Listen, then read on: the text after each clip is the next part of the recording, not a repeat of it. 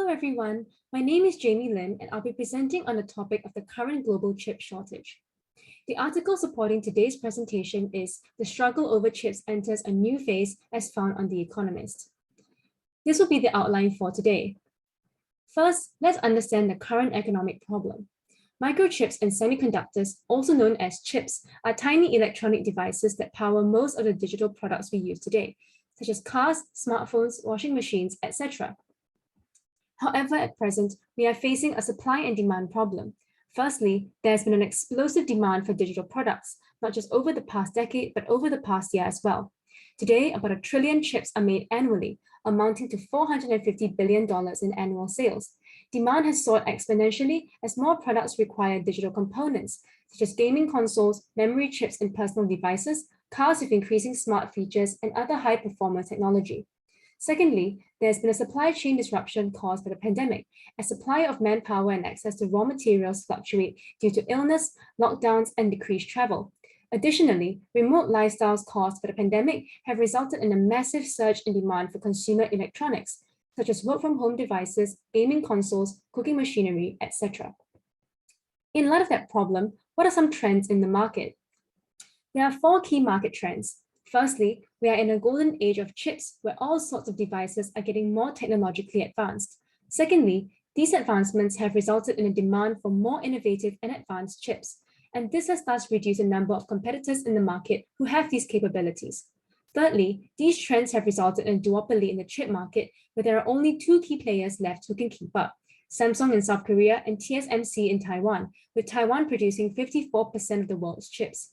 Lastly, this has caused America to fall behind and China to get ahead, therefore causing political problems that have implications on the economy. So what is the economic situation now? Well, because of these market trends, the chip shortage problem has become political. America has set many bans and restrictions on Chinese companies and China's chip champions that have negatively impacted over 60 firms in the US. This resulted in a 72% decline in TSMC's 2020 sales to Chinese clients. On the other hand, China is investing greatly in the chip market in order to become self-sufficient in chips. $100 billion worth of subsidies have been paid out, with over 50,000 firms that have chips in their processors all being eligible. Top universities in China are also beefing up their chip programs to train the next generation of innovators. But because of this technological war, what are the dangers? This may result in an alarming concentration of production, creating a duopoly which can utilize their pricing power in many negative ways. This may end up in America and China short-circuiting each other's economy, thereby affecting other countries all around the world. So what does this mean and what should be done? Well, in the short term, this shortage has created a supply chain bottleneck, which will likely be a short-term headwind for GDP growth, for example, in the US. Since semiconductors form 12% of US's national output, this shortage is forecasted to cost an estimated 1% of US's 2021 GDP growth. However, this is not necessarily harmful in the long term. In the long term, the chip shortage may actually be a signal of economic expansion. The rising demand suggests high potential output, especially in related industries.